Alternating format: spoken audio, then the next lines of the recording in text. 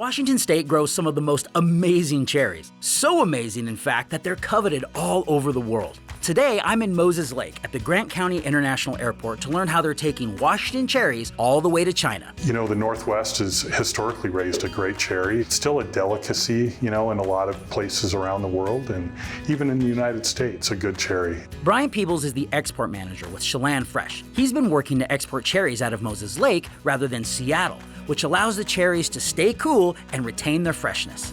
The cherry is a very delicate item. It doesn't handle heat once it's been picked very well. What it does do is once you get it cooled down, it'll sort of, fall asleep and not continue to ripen. And so in bringing it down to Moses Lake from Chelan and Brewster, we have the opportunity to maintain that cold chain all the way on the plane until it lands. We're based here at the Grant County International Airport, Moses Lake, Washington, home of the second biggest civilian runway west of Mississippi. Jeff Ackridge is the president of Columbia Pacific Aviation, and he and his team work hard to make sure that the process runs as smoothly as possible. We can usually build up an entire 747 in about 4.5, 5 hours. Okay.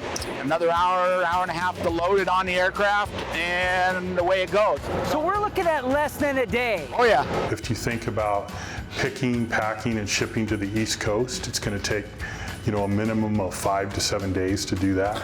So for us to be able to get it to other parts of the world in 72 or 96 hours really helps. From a shipping standpoint, to get from the packing houses to here, it's an hour and a half, 2 hour drive, whereas a 4, 5 hour drive to Seattle. So you eliminate that 3 hours right there for sure. So a lot of the trucks can make 2 rounds a day versus just 1. A lot of times when they get to Seattle, they spend 3 or 4 hours going in circles trying to get an offload spot. When we're here, we're usually done right away in a half hour, and they're back on the road. The people here have done a great job of building a program that maintains the cold chain while they're being prepared to be shipped.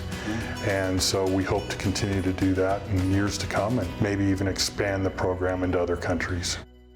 Now Jeff and I are headed over to the cold storage. These aircraft hangars have been converted into refrigerated units to hold the cherries before their flight. So when you guys converted these units, you had to incorporate these huge air conditioning units, right? Yeah, they work out real nice. They're through the door system. We can convert it right back to just a dry hangar in a matter of about 2 hours. Okay, you just pull that out and seal it back up, and it's a regular garage. Yep. So we just went from 100 degrees outside, and now in here it's 32 degrees. Yeah. Seattle, you don't have that on airport. There's cold storage facilities off airport, but once it gets to the airport, it can sit there for hours and hours and hours. You got out in the sun. Wow, that is a lot of cherries. So this is probably 4,000 to 5,000 pounds on each one of these of cherries.